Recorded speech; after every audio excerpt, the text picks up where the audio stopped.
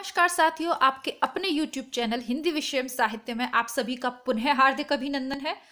जैसा कि आप सभी जानते हैं, 13 नवंबर 2020 को आयोजित हुई है आपकी हिंदी नेट परीक्षा। इसके प्रश्न पत्र में जो प्रश्न पूछे गए थे उन सब का इंतजार आपको भी है। आप जानना चाहते हैं कि आपके कौन से प्रश्न सही हुए, कौन से गलत हुए। तो आइए ये प्रस्तुत कर रही हूं आज मैं आपके समक्ष पेपर 13 नवंबर 2020 का।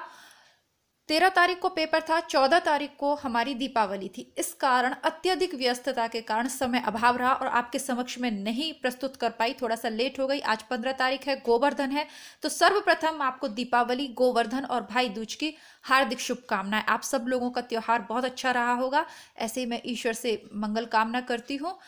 अब थोड़ा सा दीपावली से पहले जो साफ सफाई का और जो भाग दौड़ वाला रहता है समय, थोड़ा सा गोवर्धन वाले दिन थोड़ा सा समय मिलता है। तो इस समय में जितने भी प्रश्नों के उत्तर मैं ढूंढ पाई हूँ, जितनी भी मेरे पास पुस्तकें हैं उनमें से मैं ढूंढ ली हूँ। हाँ, एक दो प्रश्न ऐसे हैं जिनके उत्तर मैं अभी नहीं ढूंढ पाई हूँ क्योंकि उतना समय नहीं मिला। जैसा कि आपको पता है आज गोवर्धन है, कल भाई दूज है, लगातार त्योहार चल रहे हैं, तो उतना उसका उत्तर मुझे नहीं मिला। तो वो आप लोग कमेंट बॉक्स में लिखिएगा ढूंढ कर, ठीक है। तो शुरू करते हैं। जो पहला प्रश्न पूछा गया था, हालांकि मैं आपको क्लियर कर दूं, यह ऑफिशियल आंसर की नहीं है। ये प्रश्नों का संकलन है जो मैंने इकट्ठे किए हैं आप लोगों के लिए। तो जिनके उत्तर मैं फिर आपसे कह दूं कि 100% यही उत्तर हो ऐसा ज़रूरी नहीं है। कुछ प्रश्न ऐसे होते हैं जिनके उत्तर हमें किताब में मिलते हैं, वो मैं आपको बता दूंगी। कुछ मेरे अपनी समझ के आधार पर हैं, वो मैं बता दूंगी। और जब ऑफिशियल आंसर की आ जाएगी तो फिर मैं आपके समक्ष वह भी प्रस्तुत करूंगी। लेकिन अभी स्मृति पर आधारित हम यह कर रहे हैं, ठीक है। इनके प्रमाण मैंने कहाँ से लिए हैं, किस प्रमाण के आधार पे आपको मैं कह रही हूँ, तो ये भी मैं आपको बता दूंगी। आइए शुरू करते हैं। पहला जो प्रश्न है वह पूछा गया था, उन्होंने पाश्चात्य नाट्य साहित्य के किताबी ज्ञान को निजी अनुभव और पर्यवेक्षण के खरल में कूट पीस कर, इसके आगे कुछ लाइनें थी जो नहीं मिल पाई हैं। क्या थी? जैसा कि मैंने कहा कि ऑफिशियल ऐसा कोई आयोग की तरफ से तो अभी ऑफिशियल ये पेपर भी जारी नहीं हुआ है, तो ये स्मृति पर आधारित है, तो इसके आगे की लाइंस नहीं मिली थी। जगदीश चंद्र ने किसके बारे में ये कहा? 4 ऑप्शन है, लक्ष्मी नारायण, उपेंद्रनाथ अश्क, राजकुमार वर्मा और विष्णु प्रभाकर। तो इसका उत्तर मुझे नहीं मिला, ये कह लीजिए मैं अभी तक इतनी किताबें देख ही नहीं पाई दीपावली और गोवर्धन के कारण। जैसे ही मिलता है मैं बताऊंगी, और नहीं तो ऑफिशियल आंसर की जब आ जाएगी तब मैं बता दूंगी। आप लोगों में से जिसको भी उसका उत्तर पता है वो कमेंट बॉक्स में लिख दें ताकि अन्य साथियों को भी लाभ मिले। दूसरा प्रश्न है अंधा युग। मैंने आपको जब आपको पुराने पेपर करवाए थे तो मैंने आपको एक ही बात बार बार कही थी। परीक्षा से पूर्व में जब शुक्ल की पुस्तक आपको मैं पढ़ा रही थी तब भी बार बार आपसे कही थी कि सबसे जरूरी 2 चीजें हैं, एक पुराने पेपर और हिंदी साहित्य का सरल इतिहास आप पढ़ जाइएगा। छोटी सी बुक्स हैं, पूरा चैनल पे पढ़ाया था, बार बार समझाया था। जो बच्चे पुराने पेपर पढ़ के गए हैं निश्चित तौर पर उनको सफलता मिलेगी, मेरे बार बार कहा भी था। और यह मैंने ये भी कहा था कि जिस दिन आपका पेपर होगा मैं आपके समक्ष ये स्पष्ट कर दूंगी। तो आज मैं इस प्रश्न पत्र के माध्यम से स्पष्ट करने जा रही हूं कि कितने प्रश्न पुराने पेपर में से पूछे गए हैं। अंधा युग नाटक से 2 प्रश्न पूछे गए हैं और लगातार एनटीए द्वारा अंधा युग नाटक से पूछे जा रहे हैं। पुराने पेपर में हमने इनको किया है, कभी इन पात्रों के संवाद पूछ लिए गए हैं और कभी दृश्यों से संबंधित। तो भावों से संबंधित प्रश्न पूछा गया। दूसरे नंबर का प्रश्न देखते हैं। युयुत्सु यह सत्याग्राही था, क्योंकि आपने देखा होगा दुर्योधन जो 2 पक्ष थे, कौरव और पांडव। तो जो कौरवों में था युयुत्सु एकमात्र ऐसा पुत्र था जो कि सत्य के प्रति दृढ़ था, उसको पता था कि हम गलत कर रहे हैं, उनके साथ अन्याय कर रहे हैं। तो युयुत्सा एक सत्याग्राही था। अश्वत्थामा पाश्विक प्रतिहिंसक था, वो हिंसा का बदला हिंसा से लेने वाला था। पाश्विक प्रतियों उसमें एक अंक भी है, पशु का उदय अश्वत्थामा का। संजय कौन था? कर्मलोक से बहिष्कृत और तिरस्कृत व्यक्ति था। और विदुर संशयग्रस्त था। विदुर हमेशा संशय में रहे, वो कभी जीवन में समझ ही नहीं पाए कि उनको पता था गलत है कर हो रहा है द्रौपदी के साथ, लेकिन फिर भी वो संशय की अवस्था में रहे। तो इनका ये सही उत्तर है और यही 100% सही उत्तर है। आगे जो पूछा था, अंधा युग नाटक के दृश्यों को क्रमानुसार लगाना था। तो इसमें पहला दृश्य है कौरव नगरी, जहां वो जो 2 प्रहरी हैं वो बात करते रहते हैं। दूसरा है पशु का उदय जो अश्वत्थामा के अंतर्गत होता है। फिर तीसरा है अश्वत्थामा का अर्धसत्य। चौथा है गांधारी का शाप और 5वां है एक क्रमिक आत्महत्या। तो इसमें से 4 ऑप्शन थे, यदि ये आपका क्रम है तो आपका सही हुआ है आगे जो प्रश्न है चौथे नंबर का, हम इस पे डालते जाएंगे। देखिए ये पहले मैंने डाले थे कुछ प्रश्न जो बाद में मिले, अब जैसे कि ये अंधा युग वाला ये बाद में मुझे मिला, तो ये फिर मैंने यही इसके साथ साथ लिख दिया। चौथे नंबर का प्रश्न है दलित आत्मकथाएं नहीं है। पुराने पेपर से बहुत सारे प्रश्न आए। देखिए आज की अतीत भीष्म साहनी जी की है, तो यह दलित आत्मकथा नहीं है। और पानी विच मीन प्यासी यह मिथिलेश्वर की है, तो यह भी दलित कथा नहीं है। तो आपका सही उत्तर होगा ए और सी। और जो दूसरा है तिरस्कृत, वो ओम प्रकाश वाल्मीकि की है। और मेरी पत्नी और भेड़िया डॉक्टर धर्मवीर की है। तो ये दोनों दूसरे और चौथे जो ऑप्शन में ये दलित आत्मकथाएं हैं, ये सब पुराने पेपर के अंतर्गत मैं आपको रटवा चुकी हूँ, ठीक है। उसके बाद है ये कहानी था, क्रमानुसार लगाने वाला प्रश्न था। 5वें नंबर का था आपका दुलाई वाली, 11 वर्ष का समय, एक टोकरी भर मिट्टी और प्लेग की चुड़ैल, इनको आपको क्रमानुसार लगाना था। 6ठे नंबर का जो प्रश्न है ये था सास्यूर, कॉलरिज, रोलावर्थ और रिचर्ड्स, इनको पाश्चात्य विचारकों को क्रमानुसार लगाना था। इसका सही उत्तर अभी मैं नहीं खोज पाई हूँ, देख नहीं पाई हूँ मैं, तो ये आप लोग अपना देख लीजिएगा, बाकी ये ठीक है। अब 7वें नंबर का था हमारा लाला ब्रिज किशोर और मुंशी चुन्नीलाल किस उपन्यास के पात्र हैं। तो ये परीक्षा गुरु जो उपन्यास है श्रीनिवास द्वारा, लाला श्रीनिवास दास कृत परीक्षा गुरु के ये पात्र हैं। बाकी भाग्यवती, रहस्य कथा और नूतन ब्रह्मचारी बालकृष्ण भट्ट के, भाग्यवती सिद्धाराम फुल्लोरी का है, ये इनका है परीक्षा गुरु श्री लाला निवास दास का। तो इनका ये पूछा हुआ था उपन्यास के पात्र, बहुत सारे पात्रों के विषय में पूछा गया। कहने का तात्पर्य मेरा जो था, मैंने आपसे पहले ही कहा था कि प्रश्न पत्र इस तरीके से बनाया जाएगा, बेवकूफ़ नहीं है आयोग वाले जिन्होंने कविताओं को लिखा है कि इस लेखक की ये कविता पढ़नी है और उपन्यासों को लिखा है, वो हमसे गहन जानकारी चाहते हैं, ठीक है। पात्र अगर आप रटेंगे किसका क्या है तो भूल जाएंगे। जब तक आपको उपन्यास की कथा वस्तु याद नहीं होगी, भले ही संक्षेप में सही, और पूरा उपन्यास नहीं पढ़ेंगे तब तक आप उत्तर नहीं दे पाएंगे। और इसी तरीके से बहुत से प्रश्न हैं, जैसे कि सतपुड़ा के जंगल कविता में गौंड जाति किसको पालकर बैठी है। तो सही उत्तर क्या है आपका, मुर्गे और तीतर। बाकी ऑप्शन आप रोक कर देख लीजिएगा, मैं तो आपको सीधा बता रही हूँ, ठीक है, क्योंकि वीडियो फिर बहुत लंबा हो जाएगा। आप वीडियो को रोक कर भी देख सकते हैं ऑप्शन। 9वें नंबर का प्रश्न था नगर बाहिरे डोंबी तोहरी कुड़िया छाई छोई जाए सो डॉट डॉट करके, जो कुछ भी है कण्हपा का है। मैंने आपसे पहले ही जब मैं आपको शुक्ल की पुस्तक पढ़ा रही थी तो रिंकू रानी जी आपका बार बार कमेंट आ रहा था कि मैम आधुनिक काल पढ़ा दीजिए, आधुनिक काल से प्रश्न ज़्यादा आते हैं, ठीक है। और मैंने आपको बार बार समझाया था कि डियर मुझे नहीं पता कि शुक्ल से आधुनिक काल में कितने प्रश्न आएंगे, पर मैं डेफिनेटली कह रही हूँ कि आदि काल से 2 प्रश्न निश्चित आएंगे और नहीं तो 3 से 4 भी है। तो मैं आपको स्पष्ट कर देती हूँ डियर, आप ये कहेंगे कि मैडम इतना जोर, मैं इतना जोर, क्योंकि देखिए पुराने पेपर देख के अनुभव हो जाता है। अनुभव एक भले ही नई शुरुआत है मेरी, लेकिन थोड़ा सा ये जो अनुभव है कहीं ना कहीं काम आता है। तो मैंने आपको आदिकाल बहुत विस्तृत रूप से समझाया। तो ये सीधे सीधे कण्हपा की पंक्तियां हैं, आपको हाईलाइट भी करवाया था बुक में, और बार बार आपसे मैंने कहा था कि देखिए इनको हाईलाइट कर लीजिए, ये प्रश्न पूछे जा सकते हैं, ठीक है। आपको बार बार मैंने हाईलाइट करवाया था, और बहुत सारे प्रश्न जो मैंने आपको हाईलाइट करवाए थे वो आ गए हैं। तो ठीक है, सिद्ध कण्हपा डोहमनी का आवाहन गीत इस प्रकार गाते हैं, ठीक है। ये देखिए ये है, यहाँ से प्रश्न नंबर 21 पे है, ये 8 जुलाई 2018 को पूछा गया था। सिद्ध साहित्य के अंतर्गत सिद्ध कण्हपा ने डोमनी का आह्वान इस गीत के माध्यम से किया है। चलिए इसको साथ के साथ लिख लेते हैं कि ये 13 नवंबर, ठीक है, तो इसको यहाँ लिख दिया। आगे देखिए आप, तो हमारे हो गए 9। 10वां जो प्रश्न है वो है आधुनिक रचनाएं कौन कौन सी हैं। उद्धव शतक, सुदामा चरित, भ्रमरदूत, रास पंचाध्यायी। उद्धव शतक जगन्नाथ दास जी की रचना है, सुदामा चरित नरोत्तम दास का है, रास पंचाध्यायी रोला छंद में लिखी हुई नंद दास की पुस्तक है। अब आप कहो आधुनिक काल भले ही नहीं करवा पाए थे आप नहीं, लेकिन सुदामा चरित नरोत्तम दास की है, इसको भी हाईलाइट करवाया था शुक्ल की पुस्तक में मैंने कि ये पूछी जाती है, अवधि भाषा में रचित है।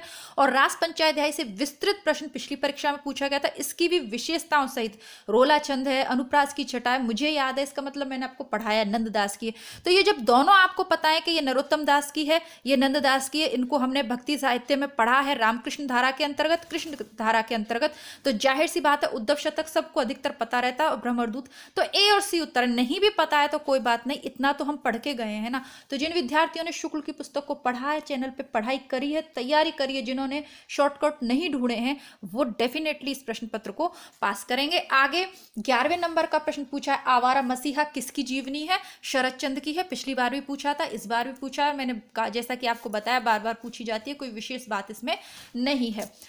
12वें नंबर का प्रश्न देखते हैं, महादेवी वर्मा के साहित्य में कहीं निष्क्रिय दया नहीं वरन रचनात्मक करुणा का ही भाव वर्तमान है। तो ये किसकी पंक्तियां? इसके 4 ऑप्शन थे, मैंने इतना तो नहीं पता, लेकिन इसका सही उत्तर रामस्वरूप चतुर्वेदी जी ही है और 100% सही उत्तर है। ये बुक है मेरे पास रामस्वरूप चतुर्वेदी जी की। इनका महादेवी वाला प्रसंग आप यदि देखते हैं तो ये दिया हुआ है, महादेवी के साहित्य में कहीं निष्क्रिय दया नहीं वरण रचनात्मक करुणा का ही भाव है। ये मैंने लिख भी दिया है, अभी आपके लिए मैं देख रही थी। तो इसका सही उत्तर यही होगा। जैसा कि मैंने कहा, जितनी भी पुस्तकें मेरे पास उपलब्ध हैं और जितना भी समय मुझे मिला रात को बैठ के आप लोगों के लिए मैंने ये तैयार किया है। तो जो भी विद्यार्थी इसको देख रहे हैं अभी तक, प्लीज़ वीडियो को लाइक ज़रूर करें। मुझे नहीं पता आप वीडियोज़ को लाइक क्यों नहीं करते, लेकिन इस तरीके के वीडियोज़, प्रश्नों का कलेक्शन करना, और भाई देखिए बहुत मेहनत लगी है इनका उत्तर ढूंढने में रात को बैठ बैठ के। और आप समझ सकते हैं, विशेषतः मेरे चैनल पे बहनें ही ज़्यादा हैं, है ना, भाई लोगों की संख्या थोड़ी कम है। बहनों की संख्या ज़्यादा है और वो जानती हैं कि घर की साफ सफाई और खाना बनाने से लेके पूजा वूजा सारे कामों के बीच में ये मतलब मेरे लगा रहा कि बच्चे इंतज़ार कर रहे होंगे कि कौन से प्रश्न पूछे गए। तो लाइए मैं कुछ पहल करती हूँ ताकि आप लोग थोड़े से सेटिस्फाइड हो जाएं कि और थोड़ा सा अच्छा लगे आपको कि आपका पेपर कैसा गया है। ठीक है, तो प्लीज़ वीडियो को लाइक ज़रूर करें और अन्य जिन विद्यार्थियों ने नेट की परीक्षा दी है, ढूंढ रहे हैं, उनको ये शेयर भी ज़रूर करें। कम से कम एक वीडियो तो ऐसा होना ही चाहिए जिसे आप लोग ढेर सारा प्यार दें, ताकि मुझे भी उत्साह मिले और इतनी मेहनत में थोड़ा सा तो यार अच्छा लगना बनता है ना, इतना तो मेरा हक है ना। तो चलिए जल्दी से लाइक कर दीजिए वीडियो को। आगे जन्म काल के अनुसार लगाना था रामविलास शर्मा, नंदुलारे वाजपेयी, रामवृक्ष बेनीपुरी और नलिन विलोचन शर्मा। तो इनको आप जन्म तिथि इनकी देख लीजिएगा, खुद लगा लीजिएगा। भाई मैंने इतनी मेहनत नहीं की है, मुझे ये याद नहीं थी। ठीक है, मुझे ये सनवन याद नहीं होता है, तो ये मैं नहीं देख पाई हूँ। 13वें नंबर का प्रश्न देखते हैं, गोरी सोवे, सॉरी 13वें नहीं, 12, 13, 14वें नंबर का प्रश्न हम देख रहे हैं।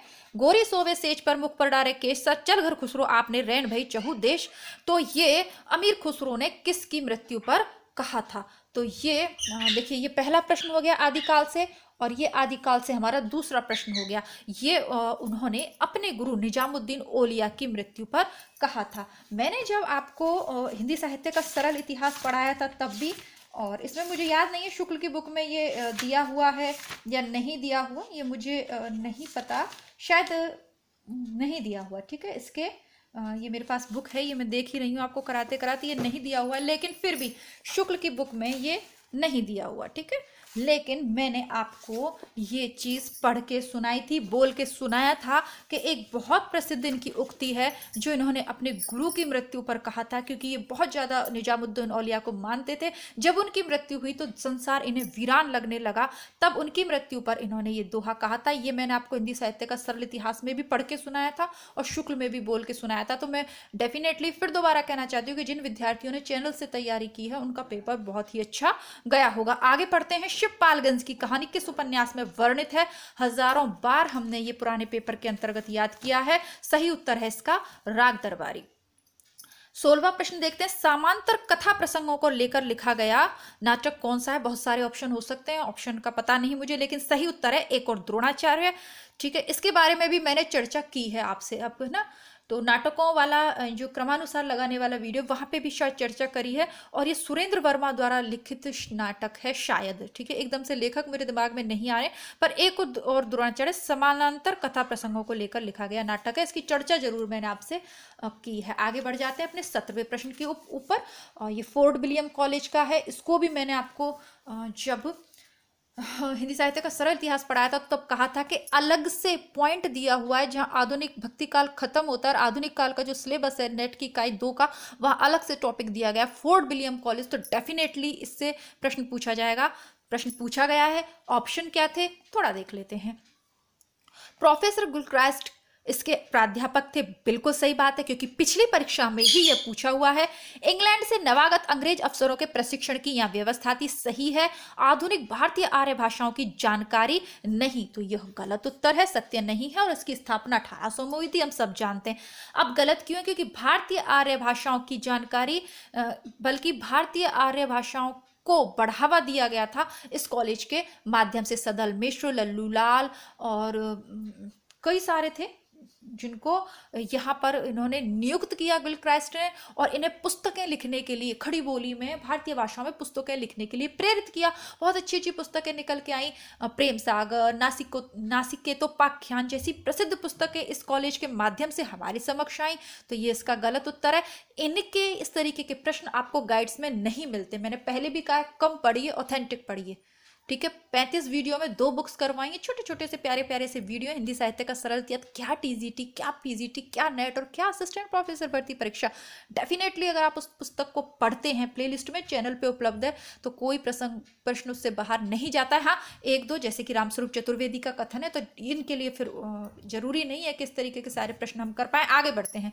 स्त्री नाटककार कौन कौन है? प्रजा ही रहने दो गिरिराज किशोर का है, जिनका प्रसिद्ध उपन्यास पहला गिरमिटिया भी है, जो गांधी के जीवन पर आधारित है। ये नहीं है। बिना दीवारों के घर मनु भंडारी का है, और नैफत्य राग मीरा कांत का। पुराने प्रश्न पत्रों के माध्यम से शताधिक बार इसको हमने रिपीट किया है, रटे हुए प्रश्न थे, 100% आपने सही करे होंगे। आर्य भाषाओं के अंतर्गत नहीं आती, ये आप देख लीजिएगा, इसका मुझे थोड़ा ध्यान नहीं है अभी। आगे हम देखते हैं 17, 18, 19, और ये हमारा 20वें नंबर का प्रश्न था, बहुत ही सरल। तालव्य वर्ण कौन से? तो च और ज, ये दोनों तालव्य वर्ण है, ए और जी। प्रतीकवादी नाटककार इनको करना था। विज्ञान गीता केशवदास पढ़ा चुकी हूँ आपको, शुक्ल के अंतर्गत। ज्योत्सना पंत की है। नवरस सेठ गोविंद दास की है, इसको भी हाईलाइट आपको करवाया था। और देव माया प्रपंच देव की है, इसको भी हाईलाइट करवाया था। तो यह भी प्रश्न शुक्ल की पुस्तक या सरल इतिहास कोई भी पढ़ी है आपने दोनों पुस्तकों में से, तो आपका सही गया होगा। अब बढ़ते हैं हमारे 22वें नंबर के प्रश्न पर। वो है बोलियों से संबंधित। राजस्थान की बोली है मालवी, पश्चिमी हिंदी की है कन्नौजी, पूर्वी हिंदी की है छत्तीसगढ़ी, और बिहार की है भोजपुरी। शताधिक बार आपको मैंने कहा था कि पूर्वी हिंदी जरूर पूछी जाएगी, चाहे कोई आपको आए या ना आए, आप रट लीजिए। छत्तीसगढ़ी, बघेली और अवधी, ये पूर्वी की है। इसका आपको ट्रिक भी बताई थी, है ना, कि बघेली जो बागिन है ना, 36 बागिन है पूरब की, और इस तरीके से ट्रिक भी बताई थी। तो ये रटा हुआ प्रश्न है, दोहराया गया है। ये सारे की विज्ञान गीता भी पूछा है, देव माया प्रपंच, सब कुछ रिपीट हुआ है, ठीक है। सब कुछ से मेरा मतलब जो मैं आपको बता रही हूँ, ठीक है। तो ये भी हो गया। अब 23वें नंबर के प्रश्न पे देखते हैं। भारतीय आचार्यों का पूछ लिया इन्होंने। तो ये देखिए, इसको थोड़ा सा प्लीज़ आप देखिएगा। ये तो स्मृति के आधार पे मैंने ऐसा लिख दिया है, पर मैंने इस पर कंफर्म नहीं हूँ, है ना। अभी आंसर की आएगी तब चर्चा कर लेंगे, या आप लोगों को थोड़ा सा इसको चेक करके बताइएगा। अभी काव्य शास्त्र वाला वो मैं लेके बैठी नहीं हूँ, और मेरे पास ये पुस्तकें ही मैं लेके बैठी हूँ, बस इन्हीं में से मैं कर पाई हूँ। मम्मट 11वीं सदी, उत्तरार्ध भामा 6वीं सदी के मध्य, शंकुक 9वीं सदी के आरंभ में, विश्वनाथ 14वीं सदी। तो हो सकता है इसमें कुछ ऊपर नीचे हो, इसको प्लीज आप अपने स्तर पे चेक कीजिएगा। प्रश्न पत्र समक्ष है तो उत्तर तो आप लगा ही सकते हैं। अब 24वें नंबर का जो प्रश्न है, ये थोड़ा सा हटकर प्रश्न है। उत्तर आधुनिकता का तत्व नहीं है, विकेंद्रीकरण, केंद्रवाद, विखंडन और स्थानीयता। तो ये भी आप अपने स्तर पर चेक करेंगे। आगे का जो 25वें नंबर का प्रश्न था, वो था छत्तीसगढ़ की रंग शैलियां कौन कौन सी है? ख्याल, माच, नाचा और पंडवानी। पिछली बार भी पूछा गया था ये ख्याल वाला, तो पिछली साल भी ऑप्शन में था। ख्याल गायकी राजस्थान का है। तो ये 25वें नंबर का प्रश्न था। 26वें नंबर का प्रश्न था पत्रिकाएं। आपको मैंने कहा था पुराने पेपर कराते समय, शुरू के पेपरों में बहुत ज्यादा पत्रिकाएं पूछी गई हैं। बीच में ये प्रचलन कुछ कम हो गया था, लेकिन जब से एनटीए ने पेपर आयोजित करना शुरू किया, वापस से पत्रिकाओं पर जोर दे रहा है। एनटीए पिछली बार हंस पत्रिका को पूछा था, और ये जो इसमें पूछी गई है ना, इतनी बार पुराने पेपर में हमने करी है कि इसमें गलती की संभावना ही नहीं हो सकती। मुझे नहीं लगता कि आपने इसको गलत किया होगा, ठीक है। कवि वचन सुधा भारतेंदु, हिंदी प्रदीप बालकृष्ण भट्ट, ब्राह्मण प्रताप, सदादर्श लाला श्रीनिवास दास, ठीक है। 27वें नंबर का प्रश्न, इसको तो आपने बिल्कुल ही गलत नहीं किया होगा, क्योंकि ये तो रटा हुआ प्रश्न है। और जो लोग ये कहते हैं ना कि 2005, 2006, 7, 8 के प्रश्न पत्रों को हल मत कीजिए, उनसे कोई फायदा नहीं है, समय की बर्बादी मत करिए, बस 17, 18, 19 वाला देखिए, बेवकूफ़ी बनाते हैं वो लोग। कितने सारे प्रश्न इसमें से ऐसे हैं जो आप उठाकर देखिए, 5 और 6 और 7 वाले पेपर, वहां से सीधे पूछे। आ जाते हैं, चर्चा करते हैं 27वें नंबर प्रश्न पर। सांप्रदायिक विद्वेष और विभाजन की त्रासदी पर आधारित उपन्यास तमस किसका है? भीष्म साहनी का। और झूठा सच यशपाल का, दोनों ही है। ठीक है। उपन्यास महाभोज, ये मनु भंडारी का है, जिसका बाद में नाट्य रूपांतरण किया था। आवारा मसीहा शरदचंद्र की जीवनी है, उपन्यासात्मक जीवनी है। तो ये सब छोड़ देते हैं। तमस और झूठा सच इसका 100% सही उत्तर है। मन्नू भंडारी द्वारा रचित नहीं है। देखिए, मनु भंडारी को बहुत पूछा है, यहाँ भी महाभोज, यहाँ भी महाभोज, और एक और महाभोज पूछेगा, मतलब 4 बार पूछा है महाभोज को। अब देखिए, ये चाक तो मुझे नहीं पता, लेकिन चाक रचना थी चित्रा मुदगल की थी, या आवा है चित्रा मुदगल का, चाक भी है महिला लेखिकाओं का ही है, और बसंती। तो मतलब कि कुल मिला के मुझे ये प्रश्न थोड़ा समझ में नहीं आ रहा। हो सकता है ये ऑप्शंस मैंने गलत लिखे हों, जैसा कि मैंने कहा ऑफिशियल आंसर की आ जाएगी, लेकिन शैलूस उसमें शिव प्रसाद सिंह की है, तो सही उत्तर जो है ये शैलूस है, ये शिव प्रसाद सिंह की रचना है, मनु भंडारी द्वारा रचित नहीं है। लेकिन मुझे ये भी नहीं लगता कि ये भी हो सकता है मेरे पास गलत ऑप्शन आया हो, मैं सही सुन नहीं पाई हूँ, लिख नहीं पाई हूँ, तो ये दोनों भी मुझे इसके नहीं लगते। आगे देखते, प्रेमचंद की कहानी प्रायश्चित के मुख्य पात्र हैं सुबोध चंद और मदारी लाल। तो 28, 29, 30वां नंबर को देखते हैं। टी.एस. एलियट की पुस्तकें कौन कौन सी, ये लोग आप चेक कर लीजिएगा। वैसे the wasteland and science and poetry ये होनी चाहिए, पर ये आपको किसी भी गाइड में मिल जाएगी, आप लोग अपने स्तर पे इसको चेक करिएगा। आगे देखते हैं 28, 29, 30, 31वें नंबर का प्रश्न है, शकुन और डॉक्टर जोशी के अंतर संबंधों का वर्णन किसमें? आपका बंटी में है, पहले भी पूछा हुआ है। इससे संबंधित दूसरे तरीके का प्रश्न, तलाकशुदा बच्चे की कहानी से संबंधित। अब बहुत अंदर से प्रश्न पूछ लिया, बंटी को ना बता के विशेष किसको बना दिया? शकुन और जोशी को। तो आपका बंटी सही उत्तर है। आपका बंटी उपन्यास चैनल पे पूरा पढ़ चुके हैं हम। अब 32वें नंबर पर चर्चा करते हैं। शुक्ल के अनुसार कयामत का वर्णन जायसी ने किस में किया है? तो कयामत का वर्णन किस में है, ऐसा करके कुछ होगा।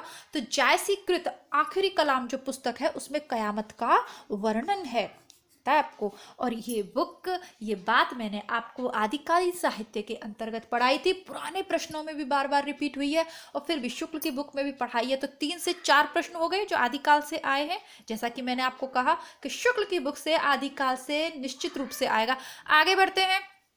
33वें नंबर का ये प्रश्न था, मैच करना था। घनानंद की विरह लीला, बोधा का विरहवारी, सूदन का सुजान चरित, पद्माकर का जगत विनोद, सबकी सब रिपीटेड है पुराने प्रश्न पत्र से उठा के, यूं कि तू प्रश्न दे दिया है। और आगे बढ़ जाते हैं। तमस के पात्र पूछ लिए, तमस को 2 बार पूछ लिया है, 1 बार विभाजन की त्रासदी में पूछ लिया है। भीष्म साहनी से भी बहुत सारे प्रश्न उन्होंने पूछे हैं ना। भीष्म साहनी की आत्मकथा भी पूछ ली है, शुरू में ही आपको मैंने अभी बताया था।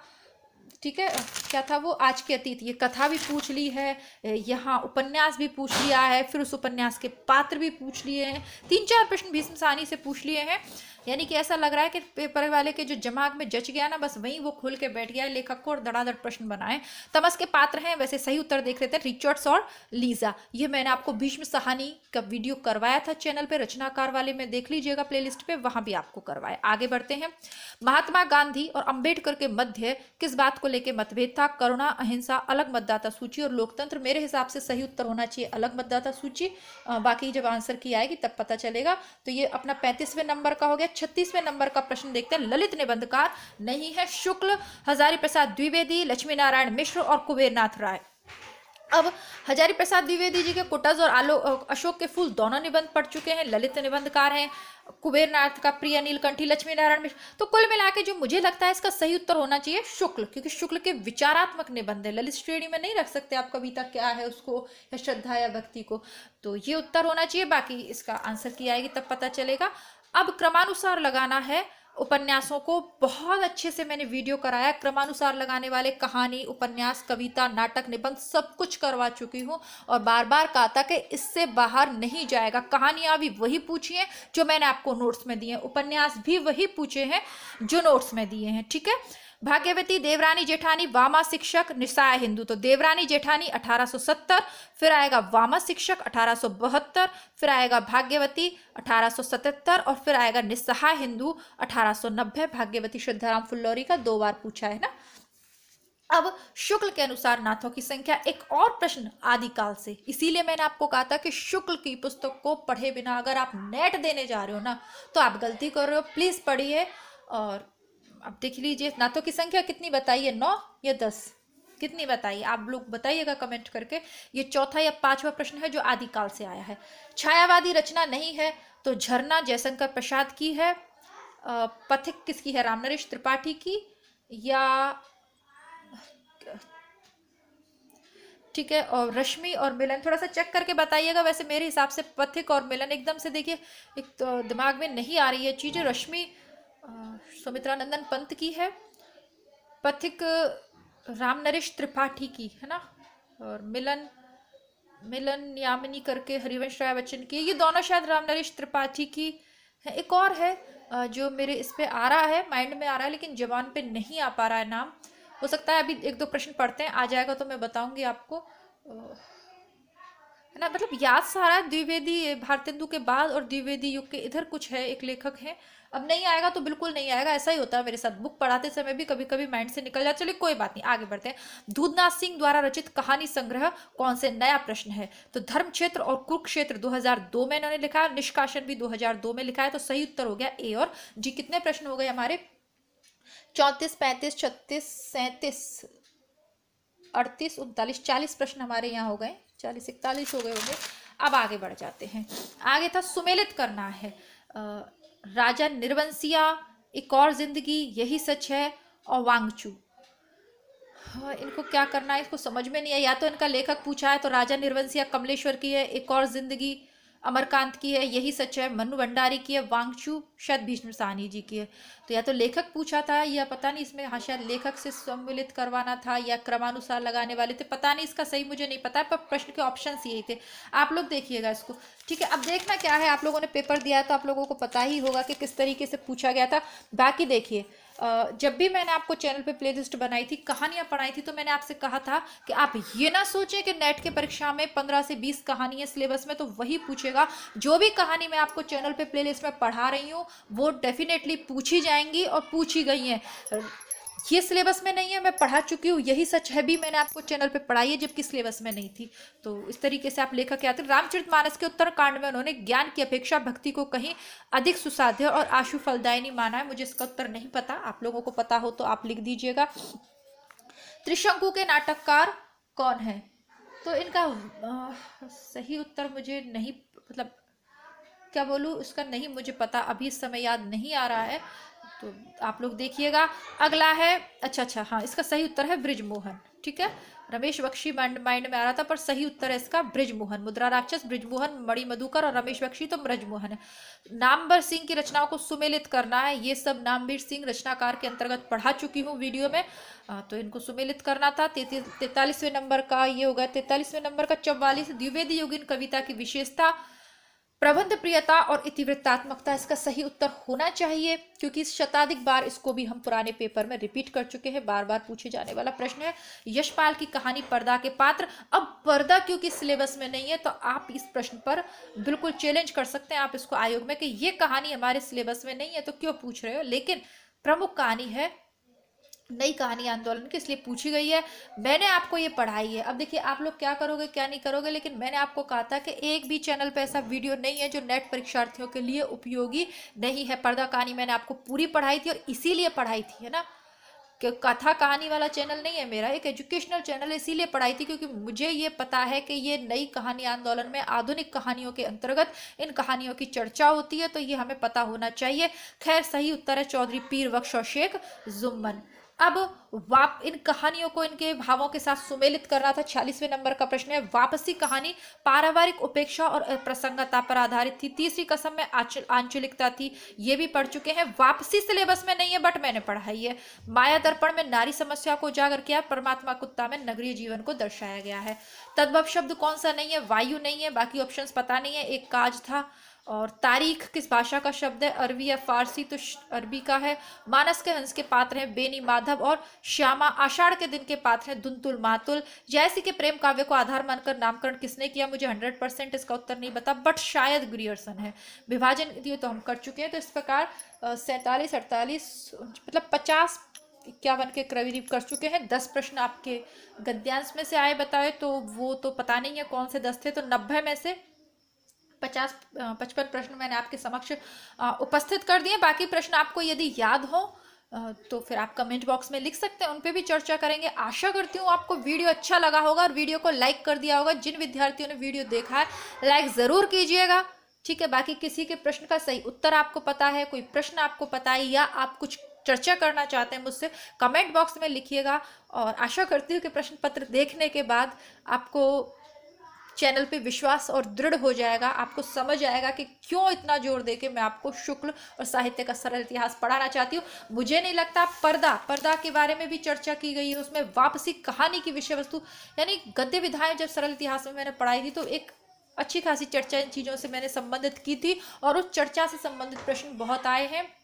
मिलती हूँ नए वीडियो के साथ। शुक्ल की पुस्तक पढ़ाऊंगी मैं अभी आपको, और जो आपकी यूपी टीजीटी पीजीटी का फॉर्म किन्होंने भरा है, किस किस परीक्षा की तैयारी करें, तो सब कुछ थोड़ा सा कमेंट बॉक्स में लिखिए ताकि क्लियर करूँ। टीजीटी पीजीटी का भी है, जो कुछ भी है। चलिए बातों को समाप्त करते हैं, काम का समय हो रहा है, थोड़ी सी जल्दबाजी है। फिर मिलते हैं, तब तक के लिए नमस्कार, धन्यवाद, जय हिंद।